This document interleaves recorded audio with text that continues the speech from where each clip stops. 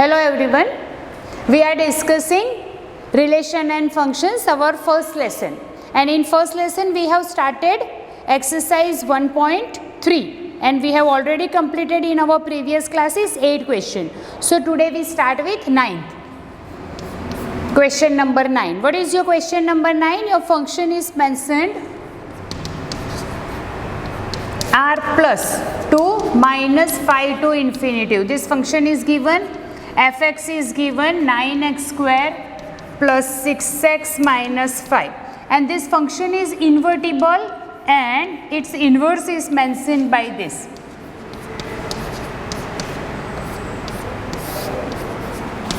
Now first of all we prove it is invertible, and then its inverse is this, that also we have to check.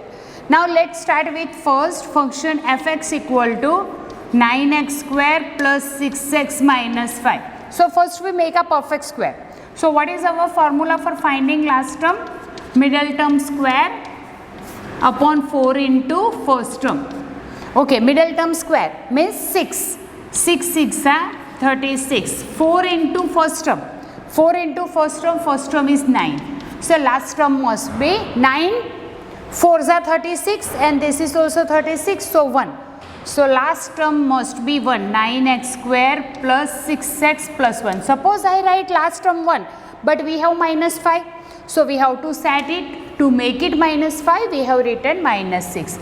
Now we make this equation 3x plus 1 whole square minus 6. Now how can we set this function? Let's come to this point x 3x plus 1 square minus 6. So we have taken y because here we have taken with y. So shift this 6 first here. So we are getting 3x plus 1 whole square. Now we are taking root of it to remove this square sign. Okay, now we shift this 1 also. So 3x equal to minus 1 plus under root y plus 6, or you can say x equal to under root y plus 6 minus 1 by 3. This way we are getting x. Now check, this is only your inverse, means f inverse x equal to, you can write this, but on place of y we can write x, or on place of x if y written, then f inverse y is under root y plus 6 minus 1 by 3. Okay, now we have already given. So what we have to do? We have to combine these two functions and then we have to prove it is identity. By which method? F over f inverse equal to identity. By that we have to prove. So let's start by that method. We have fx, this one, so we will keep as it is. F over f inverse. So we can write, what is your function? F of f inverse, let's take y. So f of under root y plus 1, y plus 6 minus 1 by 3. This is our function. Now we have to put up in x. So what we have arranged this function as this, y equal to, either you can take this function as 3x plus 1 whole square minus 6, this way. Okay, now on place of x we have to write this. So let's combine it. 3 into under root y plus 6 minus 1 by 3 whole square. What is our function? This we have to consider as x. So on place of x I have written this. Now again, what is the function? Minus 6 is there. So we have to write with this whole square. So what to do? First 3 you cancel it, then square and root remove, plus or minus 6 you remove, and you prove it is identity. We will write it here.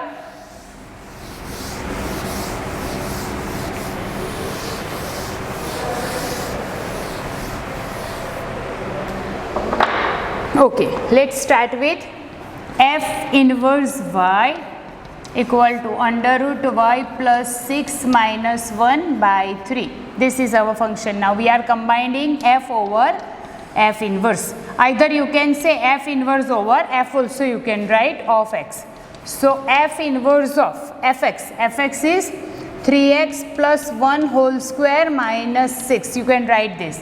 And now in place of y, we are using this thing. So 3x plus 1 whole square minus 6 plus 6 minus 1 by 3. Plus or minus 6 first cancel. Square and root will be removed. So 3x plus 1 minus 1 by 3 plus or minus 1 cancel, 3x by 3, so you get x. What we have proved? F inverse over F equal to identity. So both are inverse of each other, that we have proved it. Now let's come to the next question.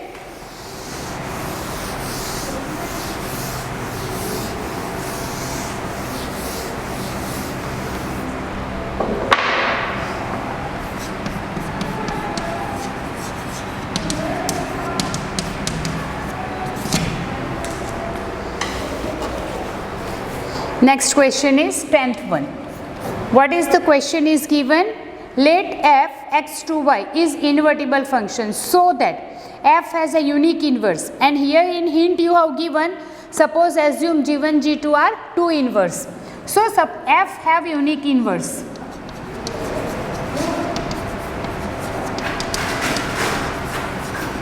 We have to prove this. Now we are taking, suppose g1 and g2 are inverse of f. What is the meaning of it? F over g1 equal to identity equal to f over g2. That way we can write. Okay. Now let's consider f over g1 of x equal to f over g2 of x, because both one is identity we have already taken. Now we can write f of g1x equal to f of g2x. Now f is a one function, so we can write g1x equal to g2x. We have taken g1 and g2 as a two different function and both are inverse of f, but we have already proved it that g1 and g2 is same. What is the meaning of it? F has the inverse and it's a unique, right? So this is your 10th question. Its proof is simple because in hint already given that what you have to do. Now come to the next question, 11th one. In 11th question, what is given? Consider f is given 1, 2, 3 to ABC. F of 1 is A, f of 2 is B, and f of 3 is C. You have to find inverse and you have to show inverse is the same function. First we have to find inverse also, and then we have to prove this result that inverse of a function is a same function f. Okay, so let's start with inverse. Suppose f 1, 2, 3 to ABC given, then its inverse if exists, then it will be from ABC to 1, 2, 3. That is the first thing. Now let's write inverse of it. So f inverse A will be 1, f inverse B will be 2, and f inverse C will be 3. Now if it is again 1, 1 and on 2, then its inverse will exist, and inverse f inverse its inverse of 1 equal to A, f inverse its inverse of 2 equal to B, and f inverse its inverse 3 equal to C. So check it, it is just same as f of 1, f of 2 and f of 3 only. So from that which is already given here, check it.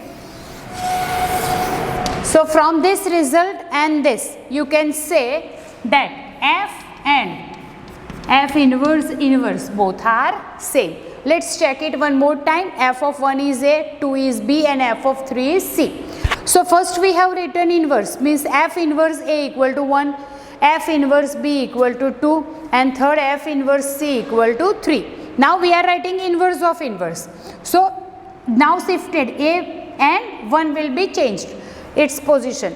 So here we have changed it, then that is only your f of 1, f of 2 and f of 3. So from that we can derive this result that f and its 2 times inverse will be the same thing. Now come to the question number 12.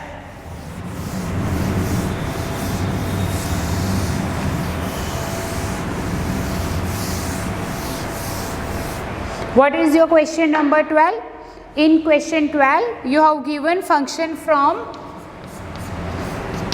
f x to y. Now, what is it? It is invertible function. Then you have to show that f inverse exists. And then one more thing, inverse is same f. Okay, so first of all, what is the question? F x to y given. So if you want to write inverse, then y to x. Now if f is 1, 1 and on 2 already given, that's why its inverse will exist, and inverse is y to x. Okay, now f inverse is also 1, 1 and on 2.